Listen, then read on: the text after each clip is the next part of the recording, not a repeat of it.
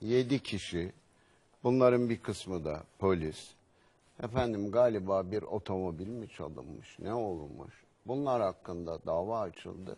İddianamede de bunların Fethullahçı terör örgütü üyesi oldukları gerekçesiyle. Hani 7 kişiydi bunlar? Ya Allah aşkına ya hangi terör, ne olmuş, ne şiddet uygulanmış? Fethullah Gülen'le şiddetin ne alakası var? Ulan siz kime kandırabilirsiniz? Fethullah Gülen dünyanın en barışçı din adamı, İslam dünyasının en barışçı din adamı. Siz kim oluyorsunuz ya?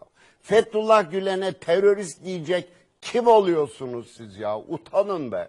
Bu kadar iftira, bu kadar yalan, bu kadar tezvirat olur mu ya? Ayıp denen bir şey var. Bunların hepsinin hesabını vereceksiniz. Bu kadar yalan, iftira, tezvirat olmaz.